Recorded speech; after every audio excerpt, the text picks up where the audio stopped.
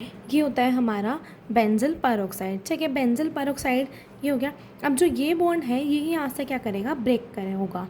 ठीक है, रेडिकल बन जाएंगे इसके। तो हम इसको कैसे लिख सकते हैं, दो मॉलिक्यूल्स बनेंगे हमारे पास, C6H5 carbon double bond O। ओ क्या होगा, यहाँ पे क्या आ जाएगा, फ्री रेडिकल आ जाएगा। ठीक है, अब जो ये फ्री रेडिकल है ये क्या है, हमारा रिएक्टिव इनिशिएटर है। ये इनिशिएट करेगा और क्या बनाएगा, एक रिएक्टिव स्पीसीज बनाएगा। अब जो हम यहाँ पे मोनोमर लेते हैं वो क्या होता है, CH2 double bond C G और एक किधर H लगा होता है। G क्या हो सकता है हमारा, क्लोरीन हो सकता है, C2H5 हो सकता है, कुछ भी हो सकता है। ठीक है, कुछ भी ले सकते हो हम। अब जो ये रिएक्शंस होती हैं ये क्या होती हैं, 3 स्टेप रिएक्शन होती है।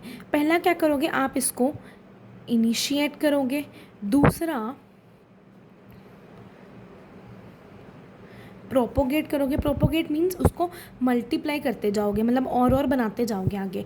प्रोपोगेशन के बाद क्या करेंगे, हम उसकी टर्मिनेशन करेंगे। ठीक है, ये 3 स्टेप रिएक्शन होगी। पहली क्या है, इनिशिएटर।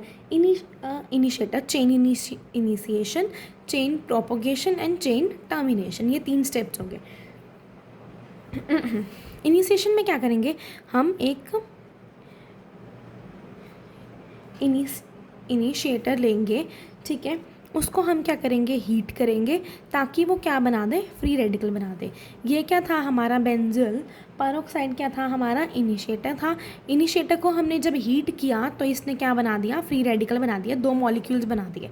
ओ के ऊपर क्या है, फ्री रेडिकल है। ठीक है, तो ये 2 मॉलिक्यूल्स फ्री रेडिकल बना देगा। फिर से हम देखते हैं, अब स्टार्टिंग से जैसे हमने वहाँ पर लिखना है एग्ज़ाम में। Step 1 chain initiation. Chain initiation में हम क्या करेंगे, बेंजल पेरोक्साइड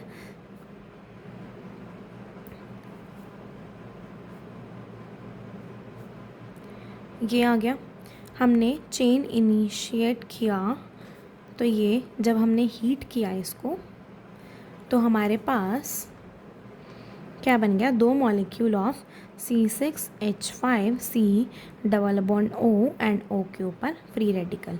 ठीक है, इसको हमने कैसे रिप्रेजेंट किया, R के ऊपर फ्री रेडिकल। R ग्रुप हमने इसको ऐसे लिख लिया, ऐसे। ठीक है, दिख रहा है अब, ऐसे हमने इसको लिख लिया, R के ऊपर रेडिकल। ठीक है, ये क्या हो गया हमारा, चेन इनिशिएट हो गई। सेकेंड,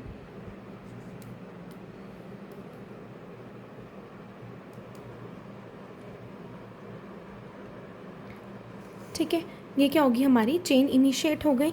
अब चेन इनिशिएट में हमने क्या किया, पहले हमने इनिशिएटर बना लिया। अब क्या होगा, जो ये फ्री रेडिकल है ये हमारे मोनोमर के साथ रिएक्ट करेगा। मोनोमर क्या लिया था, CH2 डबल बॉन्ड C, यहाँ पे G और एक H। ठीक है, G हमारा कुछ भी हो सकता है।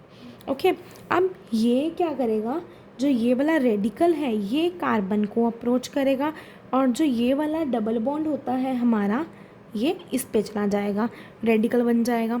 ठीक है, ये हमारा स्टेप 1 ही चल रहा है। यहाँ पे हमने स्टेप 1 का पार्ट 1 पार्ट 2 हो गया। ठीक है, हमने फ्री रेडिकल बनाया, फ्री रेडिकल को देन मोनोमर के साथ अटैच करवाया, फ्री रेडिकल बन गया ये। ठीक है, फ्री रेडिकल ने क्या किया, यहाँ पे मोनोमर के साथ रिएक्ट किया। मोनोमर के साथ रिएक्ट करने के बाद हमारे पास क्या आएगा, RCH2 CG। ठीक है, और इसके ऊपर क्या आ जाएगा हमारे पास, फ्री रेडिकल, और एक यहाँ पे क्या था, H। ठीक है, ये हमारे पास क्या हो गया, एक मोनोमर यहाँ पे ऐड हो गया। इट मीन्स चेन अभी बढ़ रही है। अब हम क्या करेंगे, स्टेप 2। स्टेप 2 क्या होगा हमारा, स्टेप 2 क्या था हमारा, प्रोपोगेशन। प्रोपोगेट करेंगे, इसको मल्टीप्लाई करते जाएंगे। RCH2 मल्टीप्लाई, ऐसे नहीं कि मैथ्स की तरह मल्टीप्लाई करते रहो, मल्टीप्लाई मीन्स और पे और मोनोमर्स ऐड करते रहेंगे। ठीक है, तो थोड़ी सी कॉमन सेंस भी यहाँ यूज़ करना, क्योंकि ऑर्गेनिक इतनी टफ नहीं होती, इसमें सिर्फ थोड़ी सी कॉमन सेंस लगती है जो सब में नहीं होती है।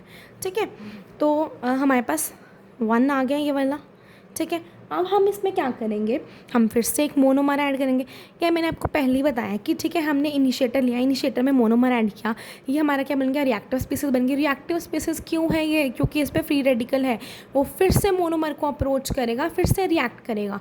ठीक है, अब क्या होगा, फिर से मोनोमर आएगा CH2CHG।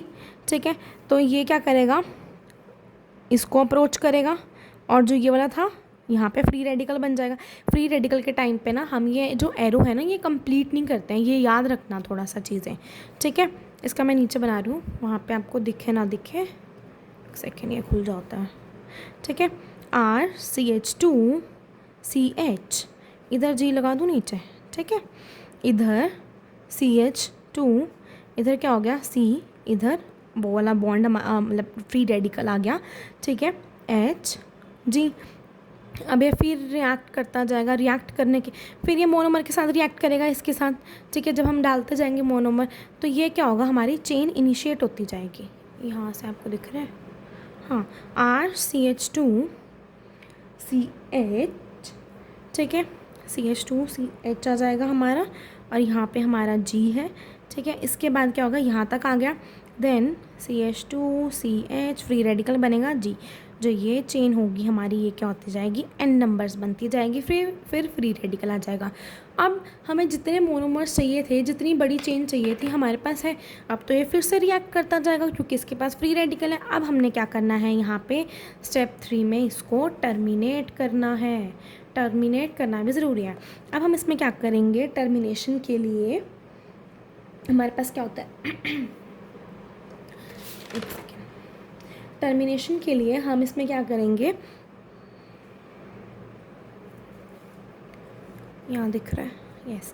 अब जो हमारे पास ये चेन आई थी, हम दो चेन्स को क्या करेंगे, कंबाइन कर देंगे ऐसे, RCH2CHG, ये n नंबर्स में था, CH2CH ये हट जाएगा यहाँ से, क्योंकि जो ये है ये हमारा कंबाइन कर जाएगा दूसरी चेन के साथ।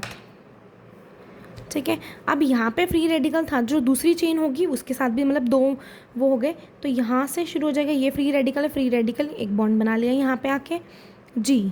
अब ये क्या था, G था इधर, और इधर आ जाएगा CH2CH CH2R, यहाँ से दिख रहा है CH2R, और यहाँ तक ये चीज़ थी। अब यहाँ पे और यहाँ पे क्या था, n नंबर। अब ये दो चेन को हमने कर दिया। अब हम एक बार फिर से इसकी कंप्लीट नोट्स देख लेते हैं, ये रहा। ठीक है, चेन इनिशिएट की हमने, पहले क्या किया, बेंजिल पैरोक्साइड को क्या किया, हीट किया, फ्री रेडिकल बना, फ्री रेडिकल को हमने मोनोमर के साथ रिएक्ट करवाया, हमारे पास रिएक्टिव इंटरमीडिएट आ गया। ठीक है, रिएक्टिव इंटरमीडिएट में हमने फिर से मोनोमर ऐड किया, तो हमारे पास चेन इनिशिएट होती रही। चेन इनिशिएट होने के बाद n नंबर ऑफ मॉलिक्यूल्स आ गए। Addition of radical to another molecule of alkene generate another bigger size of radical. ठीक है, repetition propagates the reaction. Then आता है termination by combining two chains. हमने दो चेन्स को कंबाइन कर दिया ऐसे। ठीक है, अब आप चाहते हो कि इसका स्क्रीनशॉट ले सकते हो। ठीक है, यही आपको रिएक्शन लिख के आनी है, और अगर आपको वैसे PDF फॉर्म में नोट्स चाहिए तो आप मुझे इंस्टा पे भी DM कर सकते हो। ओके, अब हम नेक्स्ट उसमें हम करेंगे विनाइल पॉलीमराइजेशन, जिसमें हमने कटायनिक और अनायनिक वाला हम बना के देखेंगे। ठीक है, थैंक यू।